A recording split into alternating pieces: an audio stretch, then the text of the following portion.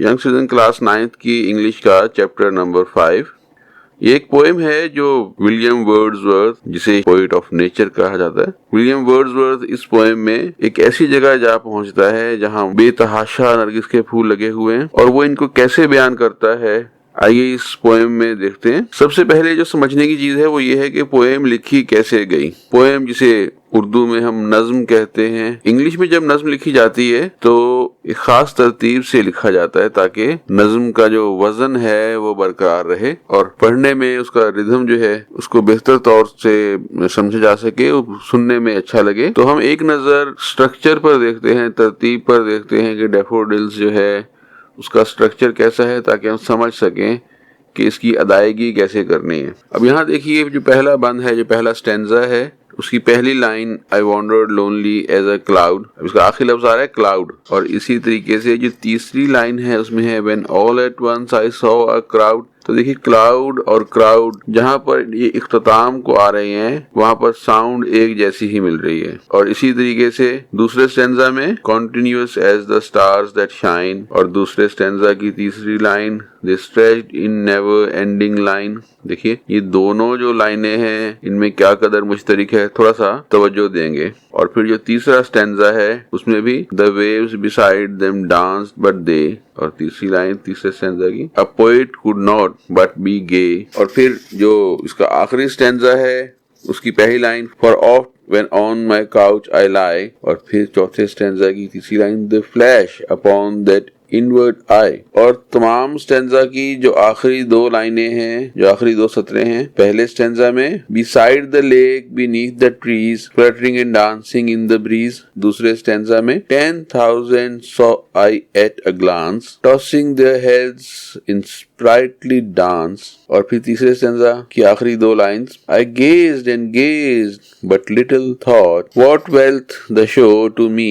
had brought, और इसी तरह आखिरी स्टेंजा में and then my heart with pleasure fills and dances with the daffodils। तो ये तमाम जो मैं आपको बता रहा हूँ, इसमें जो लाहका उर्दू में कहते हैं इसको, ये लफ्ज जो हैं जो हर सतर के आखिर में आ रहे हैं, पहले स्टैंजा की पहली, तीसरी और फिर आखिरी शेर इसका जो दो लाइन्स हैं। और इसी तमाम स्टैंजाज में, तमाम पोएम में इसी रूल को फॉलो किया जा रहा है। तो ये स्ट्रक्चर जो है डैफोडिल्स का, इसको भी थोड़ा सा समझना पड़ेगा ताकि इसकी अदायगी उसी शेरी अंदाज में की जा सके और उसका मजा हासिल किया जा सके। पढ़ने का थोड़ा सा एक अलग ही नुक्ता नजर होगा, एक अलग ही तरीके से पढ़ी जाएगी और ये पढ़ना जो है ऐसे लगेगा जैसे कि आप एक गीत पढ़ रहे हैं। इस लेक्चर में इसकी ट्रांसलेशन के बाद पूरी नज़म एक साथ पढ़ी जाएगी, उस पर भी गौर कीजिएगा। डैफोडिल्स यानी नरगिस के फूल।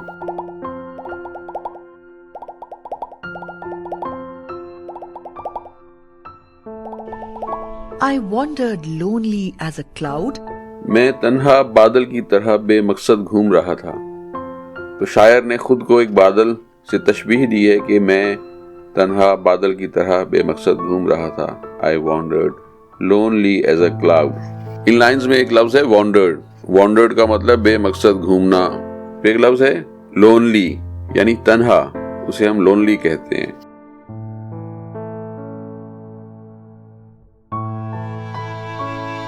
That floats on high over vales and hills, जो वादियों और पहाड़ों की ऊंचाइयों पर तैरता है। इस लाइन में शायर बादल की कैफियत बयान कर रहा है कि वो कैसे होता है। अब जाहिर बात है पहाड़ ऊंचे हैं और वादियां गहराई में हैं, नीची हैं, लेकिन बादल पुरसुकून एक ही लाइन में ऐसे चलता जाता है। उसको इस बात की फिक्र नहीं होती कि नीचे उसके पहाड़ आ रहा है या नीचे कोई वादी आ रही है, और वो जैसे तैर रहा होता है पानी के अंदर, जैसे चीजें तैरती हैं इस तरीके से बादल हवा के अंदर तैर रहा होता है। यहाँ का लफ्ज है फ्लोट्स। फ्लोट का मतलब तैरना, और फिर लफ्ज है ओवर। ये असल में ओवर की शॉर्ट फॉर्म है। ओ के बाद अपोस्ट्रोफी लगाकर इस लाइन में जो शेरी वजन है उसको पूरा करने के लिए अपोस्ट्रोफी लगाया गया है, ओवर के तौर पे इस्तेमाल होगा।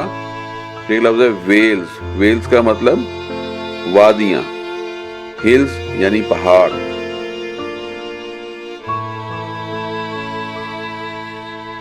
When all at once I saw a crowd, तब अचानक मैंने एक हजूम देखा।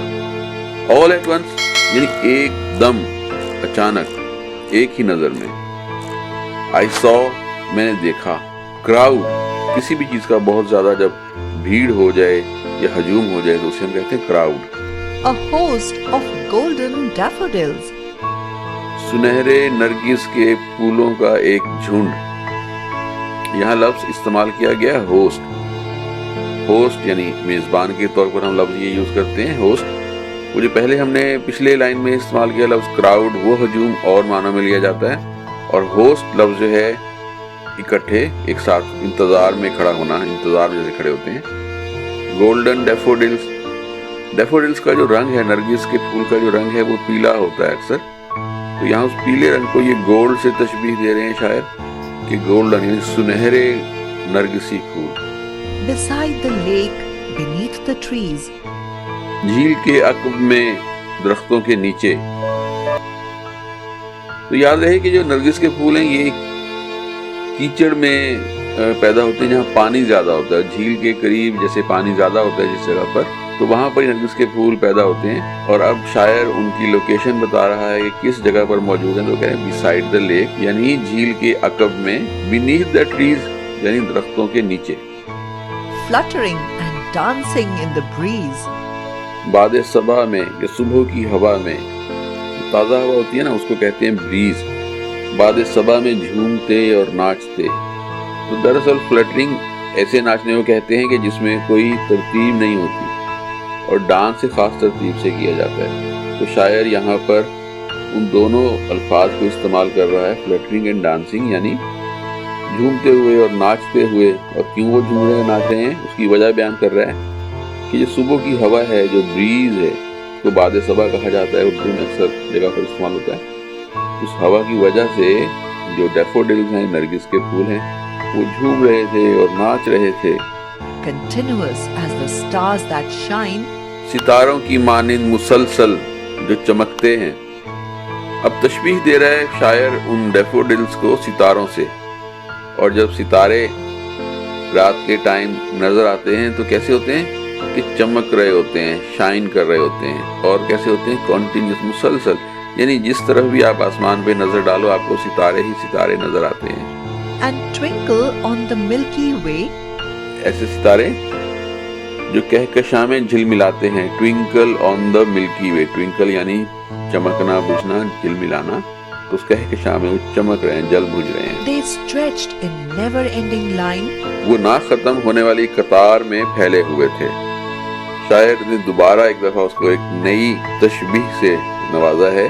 They stretched in a never-ending line یعنی وہ نہ ختم ہونے والی قطار میں پھیلے ہوئے تھے. یعنی جس طرف بھی نظر جا رہی تھی اس کی, اور ایک ہی لائن میں اس کو ایسے جب دیکھا اس نے, اس کو لگا کہ یہ ایک ہی قطار میں ستاروں کی طرح پھیلے ہوئے ہیں. اور مختلف قطاروں میں یہ لگائے جاتے ہیں ڈیفوڈلز. Along the margin of a bay.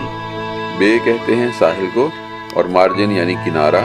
along the margin of the bay یعنی کہ جو اس کے ساحل کا, اس جھیل کے جو ساحل یعنی کنارہ ہے اس کے ساتھ ساتھ.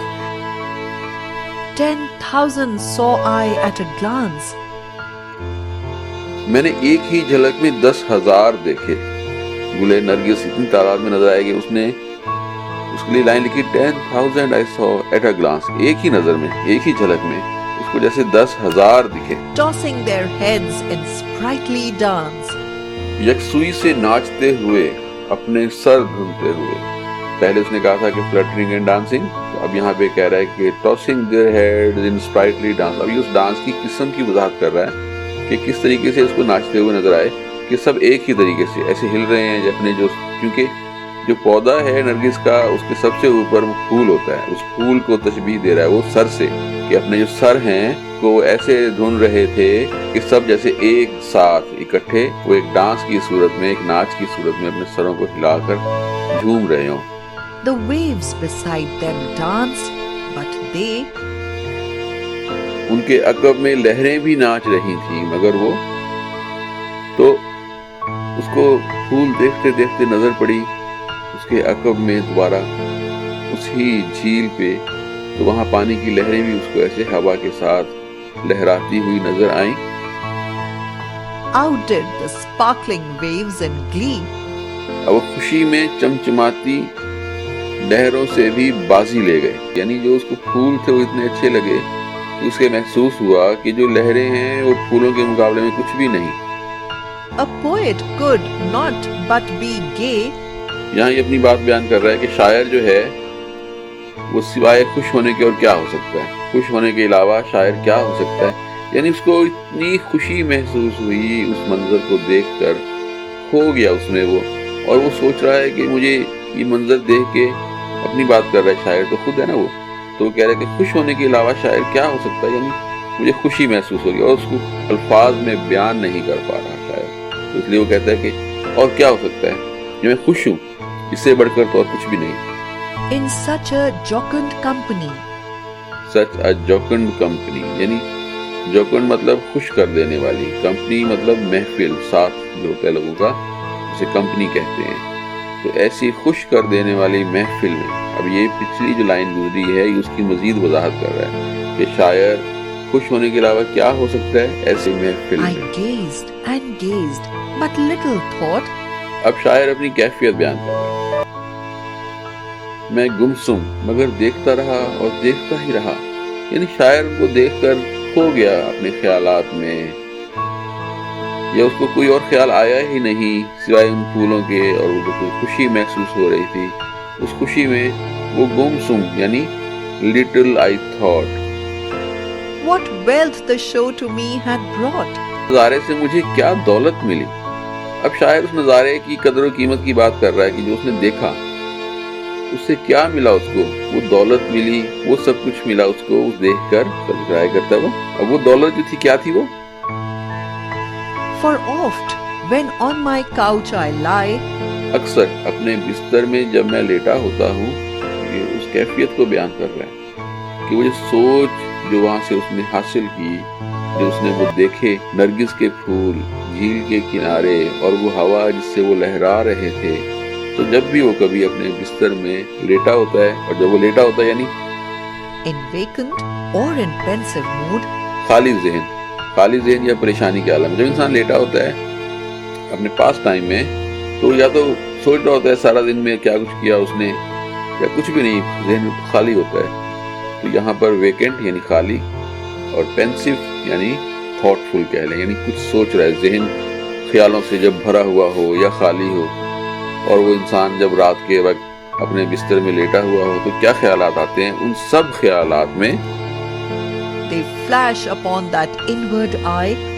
ایک لمحے کو وہ چشمے تصور میں آ جاتے ہیں, جو اس نے ڈیفوڈلز دیکھے, جو اس نے وہاں پر پھول دیکھے جھیل کے کنارے لہلہاتے ہوئے, ناچتے ہوئے رقص کے اندر. کیوں رقص کر رہے تھے, کیونکہ وہ ہوا جو چل رہی تھی صبح کی اس میں, اور پیچھے اس کے جھیل کی لہریں بھی ویسی لہرا رہی تھی جیسے کہ پھول. ان کا مقابلہ, ان کا ایک ایسا منظر دیکھا اس نے کہ وہ منظر اس کو رات کو بستر میں سوتے ہوئے بھی جب خیال میں آ جائے, تو چاہے وہ خالی ہو ذہن ہو یا کچھ سوچ رہا ہو, تو جیسے ہی وہ چشمے تصور میں آ جاتا ہے, which is the bliss of solitude. تو اس کو محسوس ہی ہوتا ہے کہ جو کہ تنہائی کے لیے ایک نعمت ہے, اس کو ایک نعمت محسوس ہوتی ہے کہ جب تنہا ہوتا ہے تو اس کی تنہائی کا ساتھی, اس کو سب کچھ بھلا دینے والا, اس کو جو کچھ وہ دیکھ کے آیا تھا اس کو وہ منظر جب بھی اس کے چشمے تصور میں آتا ہے اس کے, تو کیا ہوتا ہے کہ وہ سب کچھ بھول جاتا ہے اور دوبارہ سے خوشی کا احساس ہوتا ہے. اس کو ایک ایسی راحت محسوس کرتا ہے کہ جو ایک نعمت ہے تنہائی کے لیے. And then my heart with pleasure fills. جو اس کا دل ہے وہ سب سوچ کر, اس کو خیالات میں آ کر, اس کا دل جو ہے وہ خوشی سے بھر جاتا ہے.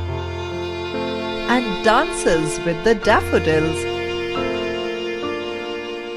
اور بالکل ویسے ہی جیسے کہ گل نرگس کے پھول رقص کر رہے تھے, ویسے اس کا دل بھی جھومنے لگتا ہے اور رقص کرنے لگتا ہے, اور اس کو وہی احساس ہوتا ہے, وہی محسوس کرتا ہے کہ جیسے وہ بھی پھولوں کے درمیان ہے, اور اس کا دل بھی ویسے ہی جیسے کہ ڈیفوڈلز گل نرگس کے پھول رقص کرتے ہوئے اس کو محسوس ہوئے تھے, ویسے ہی وہ اپنے دل کو بھی اسی حالت میں محسوس کر رہا ہوتا ہے.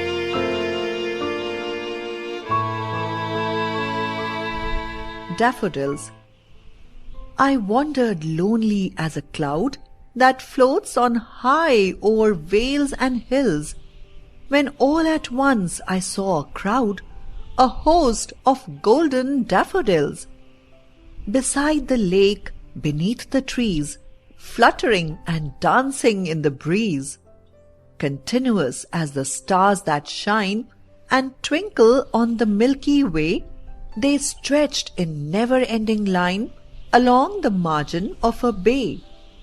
10,000 saw I at a glance, tossing their heads in sprightly dance. The waves beside them danced, but they outdid the sparkling waves in glee. A poet could not but be gay in such a jocund company.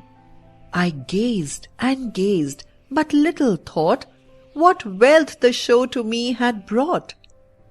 For oft, when on my couch I lie, in vacant or in pensive mood, they flash upon that inward eye, which is the bliss of solitude.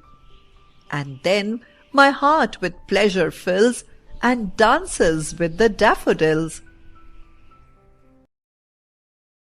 Young citizens, William Wordsworth की इस poem daffodils को उसी की नज़र से जब हम देखेंगे और उसकी शायरी में उसने उनको अपने अल्फाज में जिस तरीके से बयान किया गया है, तो हकीकत है कि हम भी वहीं पहुंच जाते हैं। तो कुदरत के शायर, the poet of nature William Wordsworth की नज़म डैफोडिल्स ने आप पर क्या कैफियत तारी कर दी है, वो यकीनन जब आप इसमें मौजूद अल्फाज को समझेंगे और दिल से वहां तक पहुंच पाएंगे तो आपको जो मजा आएगा वो बयान से बाहर है। तो इसको सिर्फ और सिर्फ इम्तिहान या अपने इंग्लिश के एक यूनिट की वजह से ना पढ़िएगा, इसको पढ़कर समझिएगा कि कुदरत कितनी हसीन है, अल्लाह ताला ने हमारे लिए क्या क्या नेमतें पैदा की हैं। उन नेमतों में ये नज़ारे भी शामिल हैं जो बहुत कम दस्तयाब होते हैं। तो अल्लाह ताला हम सबका हामी और नासिर हो और ऐसे नज़ारे हमें ता जिंदगी ता हयात हमें मुयस्सर रहें और हम इनसे भरपूर तरीके से खुश भी हो सकें, इनको भरपूर तरीके से एंजॉय भी कर सकें। तो इस चैनल को सब्सक्राइब कर दीजिए ताकि मजीद इस तरह के मज़े की ट्रांसलेशंस के साथ आपका सबक भी पूरा होता रहे और आप इन चीज़ों को समझते भी रहें और आप इंग्लिश लिटरेचर से महजूज भी होते रहें। शुक्रिया।